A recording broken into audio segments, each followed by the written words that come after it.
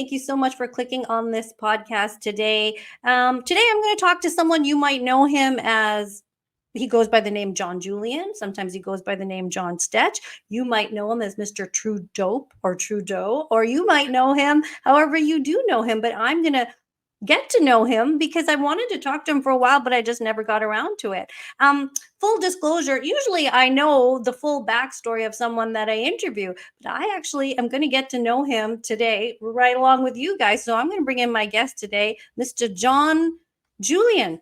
John Julian, hello. Is that the name you're going by right now? Yeah, they're my first two given names, and I just like the ring of it better for music, and it's kind of easy to remember. And the other name has had some problems with spelling and pronunciation. So Okay, I love it. It's a beautiful name, John Julian. Anyway, thanks. here we go. So in talking, I've seen you around. I go to rallies, I give talks, I've been at events with you, but we've never really gotten a chance to catch up and for me to know your backstory. And obviously, the world is not in a good place right now. And anybody who tries to speak up for a little bit of truth or honesty, you get doxxed, you get canceled, you get in a lot of trouble. Can you tell me and sort of my viewers what your story is? What started the trouble for you? how did how did you come to start doing this? Tell me, like, what got you in trouble? Well, it was sort of okay for a while because I would put on a mask during the COVID once in a while, like when I had to, when it was kind of enforced or whatever. And but people slowly found out that I wasn't really into that, and that I didn't get my vaccine. But they didn't really know that at first, right? Because you can keep that quiet for a while, right? But then what happened was I had this party with alleged party. I'm not supposed to say whether it really happened or not. And a person there filmed it and put it on their YouTube channel. And I thought when they filmed it, I thought, oh, no one's going to watch that. Like, who cares about this boring party? But the news was watching him closely because they followed him and they did lots of articles on him. So I guess I should have known better. And so then I watched myself on the 6 o'clock news on Monday. Are you kidding? Oh, wow. Yeah. Are you sorry, go ahead. allowed to say who the person was that filmed it? It's okay if you're not, but who was? Oh, yeah, everybody knows. It's okay. Mac Parhar. Oh, him. Yeah, he's a Punjabi. Yes. Matt Parhar owned a yoga studio. I know of him quite well, and I can say to you personally, at Global News, we treated this guy like an absolute wingnut. I mean, every time we introed him or did a story on him, we're like flat earther, COVID denier, Mac Parhar, right? Yeah. So yes, the news was following him. Oh, so that's what got you into trouble. He has since passed. I'm not sure how he passed, and it's very sad. I mean, the man had a child. He was a family man.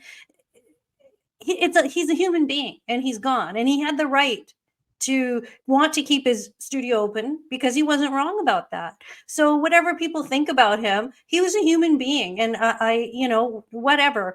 So he had the right to do what he had to do. But somehow that was a catalyst that got you into trouble, eh? Right, because because the way the news, as you know, because you work for the news, the way they made it so sort of dramatic, even with the tone of voice and everything, and that we were up to no good, and they kind of picked maybe out of an hour and a half video, they picked like the parts that would serve them the best to kind of throw me under the bus. And people say all kinds of things at private parties that and I'm not responsible for all the things they say. But people treated me after that as though I was responsible for every single little thing there. And yeah, I mean, I guess it broke mandate. It didn't break the law. I didn't get a ticket or anything. But it's just that a lot of students that I had, they dropped out one by one, like that week, until I had 0 students at the end of the week. So you were a teacher? Yeah. Where were you teaching? Oh, at a couple places. Okay, yeah, VSO was one of them. And I understand, like, people back then, they were so scared of COVID, and they thought that I would be spreading COVID or just disinformation, and and they don't want to be associated with that, I suppose. I mean, it's turning out more and more that the science that I was following back then is turning out to be true, and that I wasn't wrong. But that takes a little more time to maybe come out for people to accept and stuff like that. So the consequences of you having this party, obviously you're completely right. My goodness, ask anybody who has a party in their house. People talk, people have people, you are not responsible for what people say. Turns out you're not even wrong to have social gatherings. You're totally correct. But you paid a heavy price for that. Yes, and then it's just I didn't even have any gigs for a while because so many people were so afraid to associate with me, I guess, uh, and then some came back, some work came back, and people kind of forgot about it or whatever, or just were treating me normal again somewhat. But then I started doing the comedy, Mhm. and it kind of got me in trouble again because I was impersonating Justin Trudeau, just the best that I can, and the comedy is no harsher than SCTV or South Park, well, actually South Park's pretty harsh. Yeah. So I just was trying to be funny, and you can't be politically correct if you want to be funny, in my opinion. See, You like have to. you could have gone away and hid under a rock, but you're like, Mhm. no, I think I'm gonna say what's in my heart, and I'm gonna do something I think would be kind of funny. And even then, that's controversial. Does it ever make Right. you? Yeah. Okay, go on. Yeah. Well, I think I realized also that the government funds a lot of the arts scene, right? Yes. And the way I look at it, I can understand that point. However, I've given hundreds of thousands of dollars of tax money over my lifetime, and so I'm allowed to do some lampooning of the prime minister, like a caricature, and yet still work in the arts. Or at least I feel I should still be able to work in the arts that's funded by the government because I partly paid for that, Of course. and I'm not hurting anyone. I'm just using words, and it's separate from music. So when I teach music, I don't tell them my politics. I don't tell kids my beliefs or whatever. I just keep it separate. But apparently, they think it's dangerous thought criminal. That's how they're sort of treating Yeah. me. And it's very important that people realize that that's what's happening in society. The way you think is being squashed and quashed, right? Oh yeah. And you've paid your taxes. I've paid my taxes.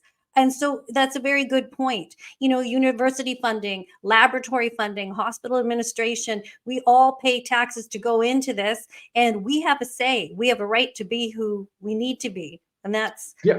And also, I'm not asking for, let's say, grant money or government money to do my comedy videos. I'm, right. because those are separate. I just do that on my own spare time. So that's why I think I don't know why people mix the music together with, like, they cancel me from music shows just because of my comedy, which doesn't make any sense. But I guess that's the cancel Because culture we live people in. are chicken. People are Yeah. scared. But Yes. and my message now is, if you were scared before because you didn't know, now don't be scared. Now you know. Now hire those people back. Mm, I don't want these people to live in fear anymore and tiptoe around. Like, I'm about, like, done with this tiptoeing around. I'm as mad as hell. I'm not going to take it anymore. But you are um a Juno nominated, classically trained pianist, are you not? yes. And 6, 7 time Juno nominee, mostly jazz trained, but I had a great classical teacher for a while too. So yeah, and I played in most of the top clubs, jazz clubs in New York. I've toured across several continents. I've got yeah. 16 albums out under Oh, my you own name. do? Yeah, Wow. 16 albums out under my own name. Well, let's have a little listen to the great John Julian Stetch at work. Let's listen to this.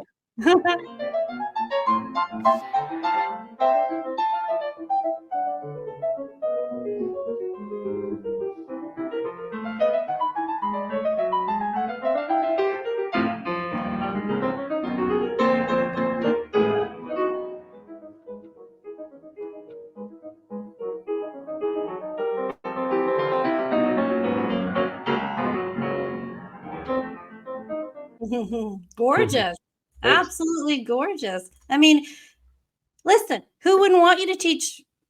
Who wouldn't want to be taught by you if you're trying to learn piano, right? That's the thing Yeah, people but have I to guess remember. people are so scared of association, like, oh, I'll be labeled as a bigot and racist if I hang out with him or associate with that person. Because we get labeled all the same label is right away, right? If we're in the right wing, Mhm, mhm. there were white supremacist, racist, transphobe, all just for being sort of to the right. Yeah, I'm not absolutely. even right. Yeah, Exactly. We're not even right. We're just sort of thinking in a fair and balanced way. And that's right. that is really scary. I really am. I have no words anymore for how bad things are getting.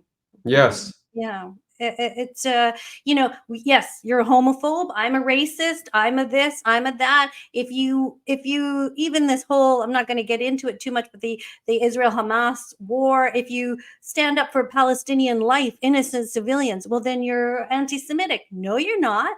Yeah. We don't want anyone to die.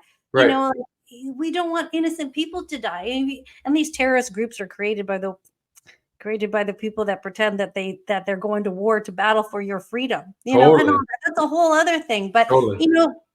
all the things in school, the whole Soji thing, all the things is we keep getting called names. But do you think that people are waking up and that they kind of like, you know what, we're not buying this? Or do you think there's too many asleep? What is your take in November 2023? I think there's a spectrum. So there is a large group of people that get it and just don't want to really get in trouble, so they're staying kind of quiet. But they know something's happening, and they know that the crying wolf thing, where the racism card has been called out too many times, so it's losing its value, losing its meaning.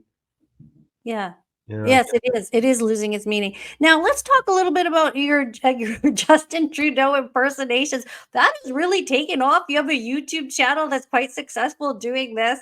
And how did that idea come about for you? Because as a child, my brother and I, we did impersonations of various family members and people in the community and teachers at school and stuff and friends. And so we never got famous for that or anything, but we just knew we could do that. And then 20, 30 years go by and I didn't really do any comedy. But during COVID, I think because I had more time on my hands, because I didn't have much work, and and plus I had less to lose because I wasn't teaching much or gigging much. So then I thought, well, the reason I avoided comedy for most of my life is because I thought maybe I would offend someone. But now I cared less about that and decided that maybe I could do Trudeau. So I just did one little recording, or I did the iPhone, the little voice memo that you can send messages through. So I sent it to about 5 friends, including my brother, and they all laughed pretty hard, they said. So then I thought, okay, well, I think I can make a video now for YouTube. So I made my first one. I don't think it was that great, but then I tried to work on it even harder, and I rehearsed this one script for a whole week while I was at work, just in my head. I kept going over and over and over again until it was perfectly memorized. And I did that one. It's 1.5 minutes long. It's my second skit on YouTube, and it's now at about 140,000 views. Oh, amazing. That is amazing. And I'm glad you just sort of threw caution to the wind and you're like, okay, I think I can do this. It's funny, right? And Trudeau does have that very breathy, dumb voice, right? That like they're not projecting, but I almost think they tell politicians and officials to talk like that. Do you think so? Because Adrian Dix has that terrible voice. Bonnie Henry's voice makes you want to stab yourself in the eyes. And Trudeau, oh. Yeah, that's a good point. I think they do. There's a kind of a mesmerizing, hypnotizing, calm thing that they do. Oh, yeah.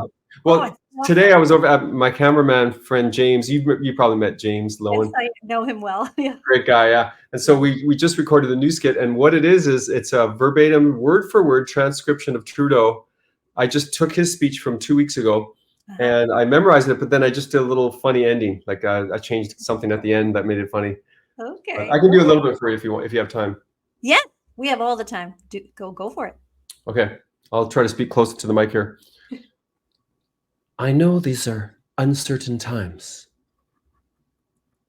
but we need to ask ourselves, when you see a politician who is trying to make things better, or are they trying to amplify the problems we are facing? Because I'm going to let you in on a little secret. Canada is actually doing relatively well.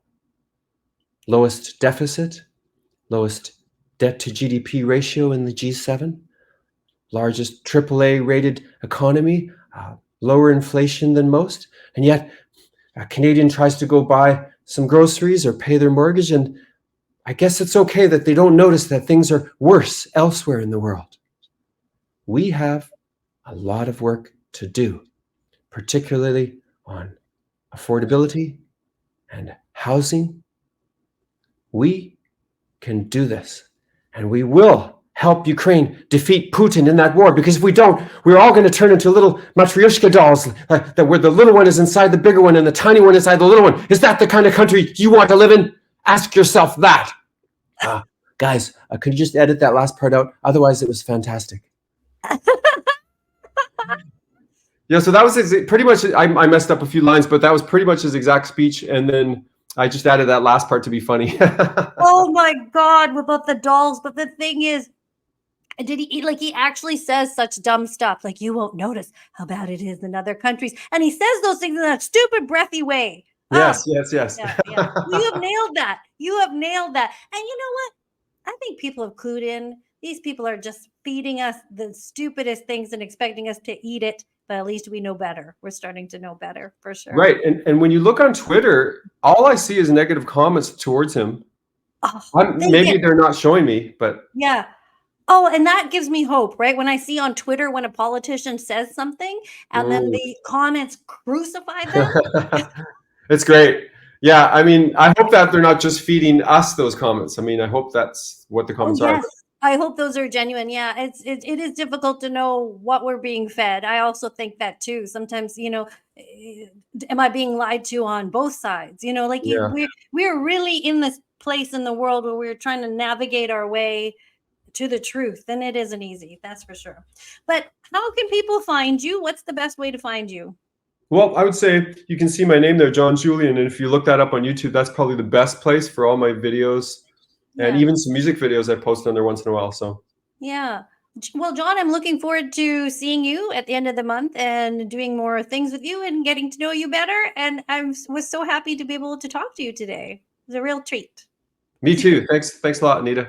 Thank you. Okay, have a great night. Talk to you soon. You too. Bye-bye. Thank you so much for watching this video. If you found value in it, please like and subscribe and share it out. Thank you so much for your love and support and engagement. I love reading the comments. Have a great day, stay strong, and I'll speak to you all in my next video.